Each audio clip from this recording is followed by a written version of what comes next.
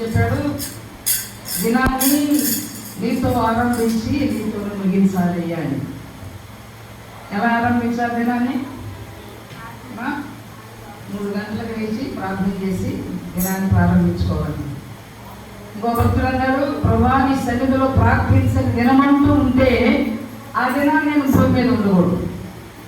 అక్కడ ఉండాలి, నీ దగ్గర ఉన్నాయి. స్తోత్రం, హల్లెలూయా. అలాంటి ప్రార్థన ఉదయం నా కంఠస్వరం ఎప్పుడైనా పడాలి, దేవునికి ఎప్పుడైనా పడాలి. ఉదయమునల్లే నా కంఠస్వరం నీకు వినబడును గాక. ఎంత చక్కని ప్రార్థన దావీదు తెలియజేశాడో చూడండి. చాలా చక్కని కీర్తన. అలా మన జీవితంలో 3 గంటలకు లేచి 10 గంటల నుండి 12 గంటల వరకు వేసవి సమయం అంటారు. 1 గంట నుంచి 3 గంటల వరకు దొంగల సమయం అంటారు. 3 గంటల నుంచి 6 గంటల వరకు ప్రార్థనా పరుల సమయం. భక్తులు 3 టయాలుగా రాత్రి కాలాన్ని విభజించారు కనుక వేసవి టైం, దొంగల టైం, ప్రార్థనా పరుల టైం. ప్రార్థనా పరుల టైం ఎప్పుడు? 3 గంటలకు లేచి 1 గంట చేసుకొని మనం పడుకోండి, కానీ టయాన్ని మాత్రం మనం వ్యర్థం చేసుకోకూడదు. దేవుని స్తోత్రం, హల్లెలూయా. మంచిది. యేసుని ప్రేమించే వాళ్ళు ఏం చేయాలి?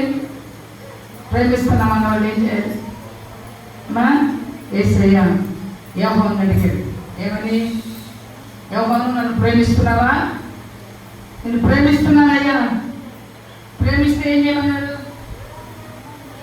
ప్రేమిస్తే ఏం చేయాలంట? నా గొర్రెలను మేపు.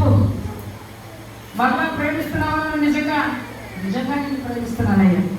నువ్వు నన్ను ప్రేమిస్తే నా గొర్రెలను కాయి. అంటే మనం ప్రేమిస్తున్నాము అంటే ఏముండాలి అక్కడ? మాట సరిపోదు, కానీ క్రియ ఉండాలి. నువ్వు నన్ను ప్రేమిస్తే నా పని చేయి. నువ్వు నన్ను ప్రేమిస్తే నా గొర్రెల కాయి. నువ్వు నన్ను ప్రేమిస్తే నా గొర్రెల మేపు అని దేవుడు ప్రేమిస్తున్నటువంటి పేతురుకి గొప్ప పని అప్పగించాడు యేసయ్య. స్తోత్రం. యేసయ్య మనం నమ్మి పని అప్పగించాడు. మన దౌర్భాగ్యమైన ఆయన్ని అనుదినము మనం విసిగించేవాళ్ళమైనా మనకి ఆయన పని అప్పగించాడు. నిజంగా ఆయన మనల్ని నమ్మకంలో దేవుడు ఎంత అమాయకుడు అనుకోవాలి. ఏమండి, మనం అనగలదు. ఆయన మనల్ని నమ్ముతున్నాడు. మనం ఏం చేస్తున్నాం? అమ్మా, దేవుడికి నమ్మకంగా ఉండలేకపోతాం. ఎంత విచారకరమైన పరిస్థితి. అందుకే మన అపనమ్మకస్తులమైనను ఆయన మన జీవితంలో నమ్మకస్తులుగా ఉన్నాం. తిమోతి రాసిన పత్రికలో మనకు వస్తుంది, మన అపనమ్మకస్తులను ఆయన నమ్మకమని. ఎంత నమ్మకమైన అనుకున్నాడు? ఎందుకంటే మనల్ని ప్రేమిస్తానన్నాడు, మనకేదో వాగ్దానాలు చేశాడు. కాబట్టి ఆయన మనల్ని బ్రతికిస్తున్నాడు, మనకు ఆరోగ్యం ఇస్తున్నాడు, మనల్ని పోషిస్తున్నాడు. ఆయన చెప్పిన మాటకు ఆయన బద్ధుడై ఉన్నాడు. మనం మాత్రం నమ్మకస్తులు కానీ. కాబట్టి వీటన్నిటిని బట్టి ఒక దినాన లెక్కడికి దినం ఉంది. కానీ మనం నేను ప్రేమించకపోయినా, మనం ఏం చేయకపోయినా ఆయన మాకు అన్ని ఇస్తున్నాడు అని అనుకోమాకండి. ప్రతి దాని విషయమై లెక్క అప్పగించవలసిన దినం ఉంటుంది. దేవునికి స్తోత్రం. ఏమా, మనుషులు పలుకు ప్రతి వ్యర్థమైన మాటను బట్టి విమర్శ దినమున లెక్క చెప్పాలి.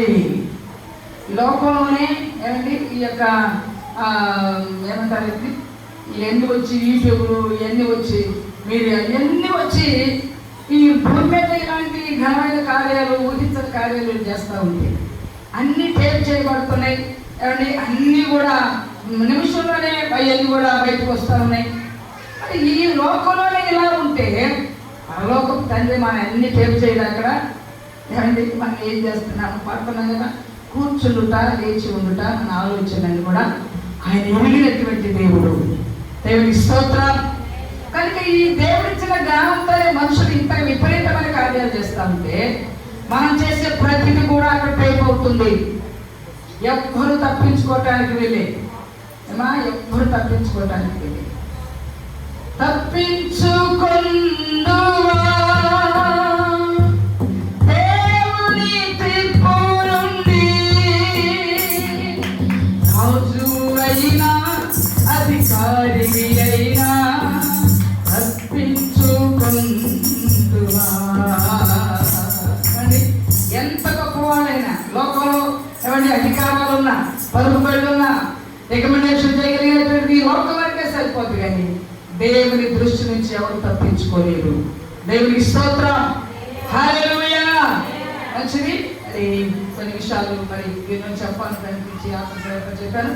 వాక్యాన్ని చదువుతాయి చూడండి. కొరింథీయులకు రాసిన మొదటి పత్రిక, కొరింథీయులకు రాసిన మొదటి పత్రిక 11వ అధ్యాయం, 11వ అధ్యాయము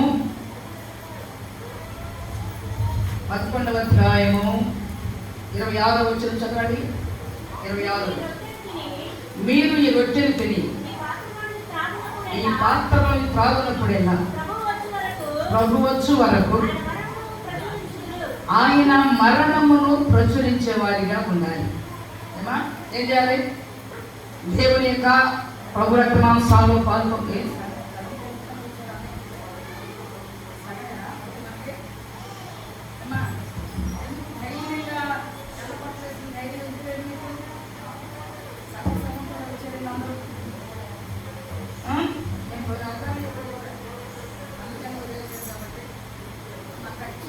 ప్రభుత్వం విషయంలో మనం చాలా జాగ్రత్తగా ఉన్నాం. శనివారం ఆరాధన, మనం శనివారం ఖచ్చితంగా ఉపవాసంలో సిద్ధపడాలి. శనివారం సిద్ధపడలేదు, బుధవారం సిద్ధపడలేదు. ఏమండి, దేని విషయంలో కూడా సిద్ధపడి రావాలి. ప్రభు రక్త మాంసాల్లో పాల్గొనేటువంటి మనం సిద్ధపాటు కలిగిన వారిగా మనం ఉండాలి. దేవుని స్తోత్రం. అయితే ఇక్కడ అంటున్నారు కదా, ఏమండి, ప్రభు యొక్క రొట్టెలు తిని ఆయన పాత్రలో త్రాగునప్పుడెల్లా ప్రభు వచ్చు వరకు ఆయన మరణాన్ని ప్రచురించే వారిగా మనం ఉండాలి.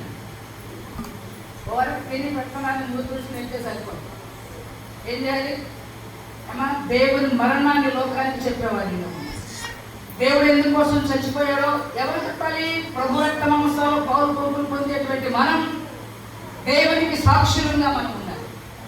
దేవుని ప్రచురించే వారిగా మనం ఉండాలి. ప్రభు రక్త మాంసాల్లో పాలు పంపులు పొందేటువంటి మనము ఏమంటే అలాంటి ప్రజలు కాదు. మనం లోకంలో ప్రత్యేకించబడిన వారు, మనం లోకంలో శ్రేష్టమైన ప్రజలు. మనం లోకానికి మనం చూస్తే భయం కలిగే విధంగా ఉండాలి మన జీవితాలు. అంతేగాని ఏదో ఇక్కడ రొట్టె పెట్టడం తిని వెళ్ళిపోవడం లెక్కలో కాదు. మనం ఇక్కడ రొట్టె తీసుకుంటుంది. అలా తీసుకుని మనం ఏం చేయాలి? ప్రభు కోసం సాక్షులుగా ఉండాలి. ఖచ్చితంగా బైబిల్ చెప్తా ఉంది. ఈ రొట్టెలు తిని పాత్రలో త్రాగునప్పుడల్లా ప్రభు వచ్చు వరకు, ఎప్పటి వరకు మనం దేవుని ప్రచురించాలి? ప్రభు వచ్చే వరకు. నీకులాగా అనేక మంది రక్త మాంసాలు పాల్గొని పొందాలి అని, నీకులాగా అనేక మంది నశించిపోతున్న వారు దేవుని మందిరానికి రావాలని, ప్రభువా రక్త మాంసాలు పాల్గొని పొందే ప్రతి ఒక్కరు కూడా దేవుడు ఎందుకు చనిపోయాడో లోకానికి చెప్పే సాక్షులుగా మనం ఉండాలి. దేవునికి స్తోత్రం. కొంతమందికి అయితే దాని విలువ కూడా తెలియదు. కొంతమంది రాలేదు, ఎందుకున్నారు పోకుండా ఏమండి. నిజంగా మనం ఆయన శరీరము తెలియని రక్తము త్రాగువాడు నిత్య జీవము గలవాడు, అంత్యక్రమాల వారు లేపబడతారు. ఎందుకు వింటున్నాం మనం ఇది? ఎందుకు ప్రభు మరణాన్ని జ్ఞాపకం చేసుకుంటున్నాం?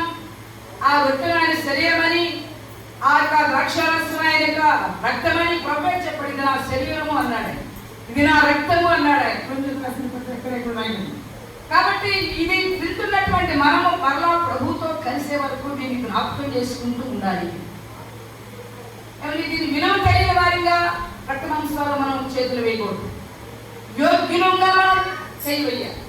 ఏమండి, యోగ్యులంగా చేయవేస్తున్నామా? ఏదో సాక్షుల మాట చెప్పొచ్చు, భాషలో దొరకదు కాబట్టి, వర్షక్రమంలో లైన్ వస్తుంది కాబట్టి చెప్పడం కాదు. యోగ్యత ఉండాలి. మనం యోగ్యత ఉండాలి. దేవుని సన్నిధిలో పరిపూర్ణత ఉండాలి. భక్తి జీవితంలో, ప్రార్థించే విషయంలో, సంఘ కార్యక్రమాల విషయంలో మనకు పరిపూర్ణత ఉండాలి. అది యోగ్యత. అది యోగ్యులుగా మనం బలంలో చేయలేదు. అసలు ఎలా తినాలో చూడండి. నిర్గమాకాండంలో ఒక మాట జ్ఞాపకం చేస్తాను, టైం అయిపోతా ఉంది. నిర్గమాకాండంలో మనం చూడండి, నిర్గమాకాండం దగ్గర దేవుని యొక్క వాక్యాలు మనం చూసినట్లయితే ఈ పనిని ఏ విధంగా చేయాలో నిర్గమాకాండము 12వ అధ్యాయము 11వ వచనం. 12వ అధ్యాయం 11వ వచనం. తినవలసిన విధమేమనగా మీ నడుము కట్టుకొని మీ చెప్పులు తొడుగుకొని మీ కర్రలు చేత పట్టుకొని త్వరపడుచు దానిని తినవలెను, అది యెహోవాకు పస్కా బలి. స్తోత్రం. దీన్ని మనము ఎలా తినాలి, తినవలసినటువంటి విధానం ఏంటో ఐగుప్తులో ఇశ్రాయేలీయులు ఉన్నప్పుడు మోషే వారికి నియమించిన కట్టలు ఏమిటంటే, మీరు ఎలా తినాలి దాన్ని అంటే మీ నడుము కట్టుకోవాలి. మా పేద రాసిన పత్రిక అంటాడు, మీ మనస్సు అనే నడుము కట్టుకోనండి. ఏ నడుము కట్టుకోవాలి? మీ మనస్సు అని చదువుతారా? చదవండి ఒకసారి, ప్లీజ్ చదవండి. మట్టుపడి పేదలు వచ్చిన పత్రిక అనుకుంటాను.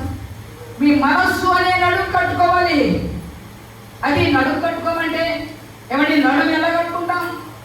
మీ మనస్సు ఏంటంటే వెళ్ళకుండా దేవుని రక్తములో, దేవుని యొక్క శరీరంలో పాల్గొమని పొందేటువంటి మన మనస్సు మన స్వాధీనంలో ఉండాలి. కాబట్టి మీ మనస్సు నడుము కట్టుకొని నిర్భయమైన బుద్ధి గలవారై చదువు సంపూర్ణ నిరీక్షణ కలిగి ఉండాలి. ఏ నడుము కట్టుకోవాలి మనం? మనస్సు అనే నడుము. ఏమంటే మన మనస్సు మన స్వాధీనంలో ఉండాలి. మన మనస్సు మనం చెప్పినట్టు వినాలి. ఏది చూడకూడదో దాన్ని చూడకూడదు, ఏది వినకూడదో దాన్ని వినకూడదు. అలాంటి జై జీవితం మనకు ఉండాలి. లోకం మీద, దేవునికి వ్యతిరేకమైన వాటి మీద మన మనస్సు వెళ్ళకుండా జై జీవితం మనకు ఉండాలి. స్తోత్రం. హల్లెలూయా. అందుకే ఎలా తినాలో చెప్తున్నాడు అక్కడ. దాన్ని తినవలసిన విధం ఏంటంటే మీ నడుము కట్టుకోనండి. మీ మనస్సు అనే నడుము ఇష్టానుసారంగా దేవుని పిల్లలు మనం చెప్పుకుంటూ ప్రభుత్వ అంశాల్లో బాప్తిసం తీసుకొని పాల్పొందులు పొందేటువంటి మనము ఎక్కడ పెడితే అక్కడ ఉండకూడదు. ఉండవలసిన స్థానంలో మనం ఉండాలి. చేయవలసిన కార్యక్రమాలే మనం చేయాలి. దేవునికి ప్రియమైన సాక్షులుగా మనం ఉండాలి.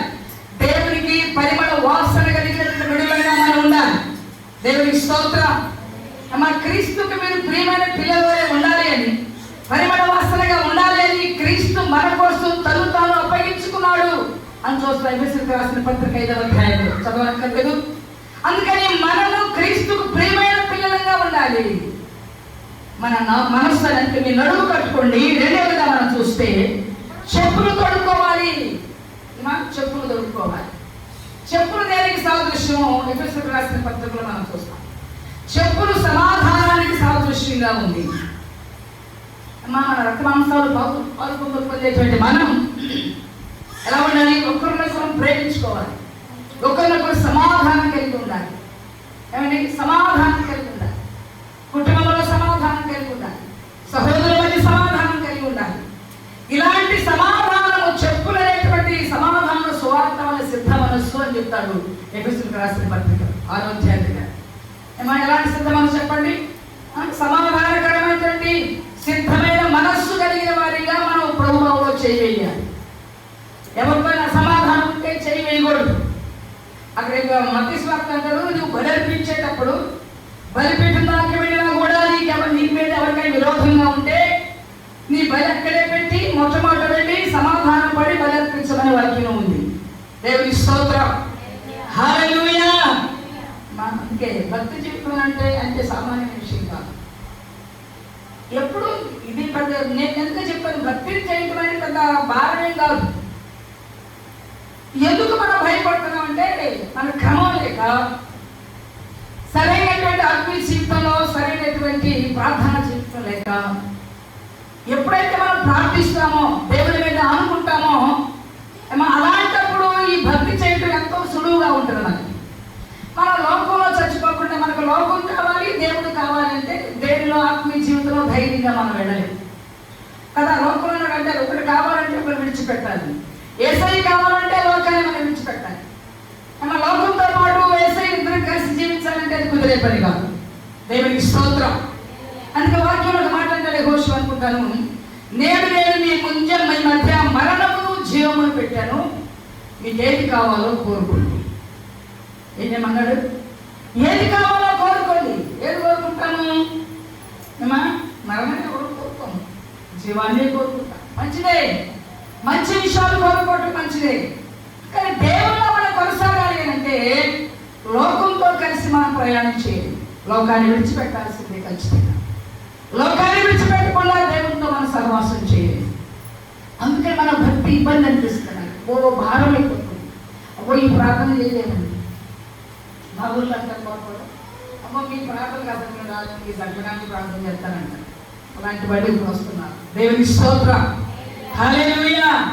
దేవుడితో గడపడం ఇష్టం చాలా మందికి.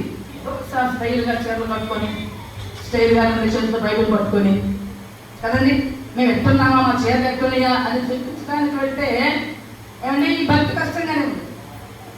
ఏదేమైనా ఉన్నా లేకపోయినా లోకం నాకు వద్దు ప్రభు, లోకంతోనే వేరైపోవాలి. మా లోకంతో వేరైపోవాలి, యేసయ్యతో అంటు కట్టబడాలి. అప్పుడే ఈ భక్తి మనకు ఆనందాన్ని ఇస్తుంది. దేవుని స్తోత్రం, హల్లెలూయా. దాన్ని తెలవలసిన విధం ఏంటంటే మీరు నడుము కట్టుకోవాలి, సమాధాన మనసు అనేటువంటి చెప్పులు తొడుక్కోవాలి, మీ కర్రలు చేత పట్టుకోవాలి. కర్ర ప్రార్థనా జీవితానికి సాదృశ్యం.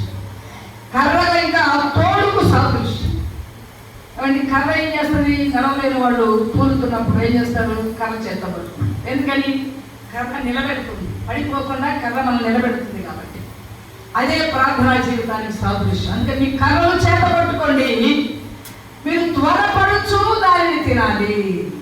దేవుని స్తోత్రం, హల్లెలూయా, హల్లెలూయా. అందుకే ఇలా చేస్తే భక్తి మనకు ఎంతో సులువుగా ఉంటుంది. దేవుని స్తోత్రం.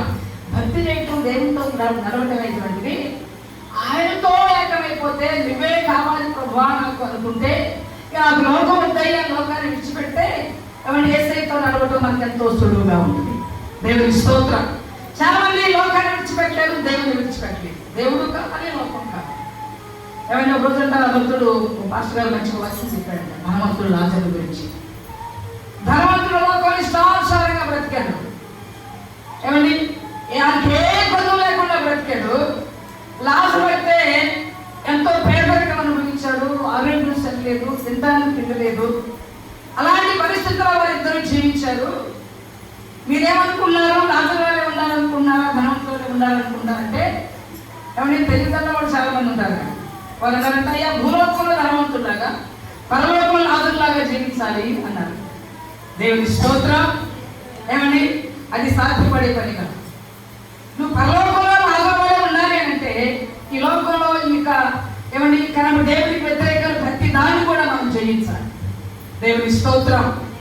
జై జీవితం అనుకుంటే దేనికి భయపడం, చంపుతామన్నా భయపడం, ఏం చేస్తామన్నా భయపడం. ఎందుకంటే మనం బ్రతికేది ఆయన కోసమే కాదు, ఏమంటే ఆయన నిత్యరాజ్యం కోసం మనం సిద్ధపడుతున్నాం కదా. అలాంటి జీవితాలు దేవుని సన్నిధిలో మనం కలిగిన వారిగా ప్రభు రక్త మాంసాల్లో మనం పాలుపొక్కులు పొందేవారిగా ఉండాలని ఏమంటే ప్రభు పేద మీకు మనం చేస్తా ఉన్నాం. కనుక దేవునితో గడిపారు మనకు త్వరపడుచు దాన్ని తినాలి. దేవుని కార్యక్రమాల విషయంలో మనం త్వరపడుచు తినాలి, పరిగెత్తుతూ దేవుని కోసం. ఏమని హబక్కూ గ్రంథంలో ఒక మాట అంటాడు, పరిగెత్తుతూ వీలైనంత విధిగా నేను దేవుని వాక్య ధర్మశాస్త్రం చదువుతాము అని చెప్పి వాక్యం అంటాడు. అంటే అలా దేవుని విషయాల్లో మనం ప్రార్థించే విషయం త్వరపడాలి, దేవుని కార్యాల కోసం త్వరపడాలి, ప్రభు సన్నిధి విషయంలో త్వరపడాలి. అలాగూ దేవుని సన్నిధిలో తినవలసిన విధానం ఏంటో ప్రభు మనం తెలియజేసుకుందాం. దేవుని స్తోత్రం, హల్లెలూయా. ఏముండాలి చెప్పండి? మన మనస్సు అనేది కట్టుకోవాలి.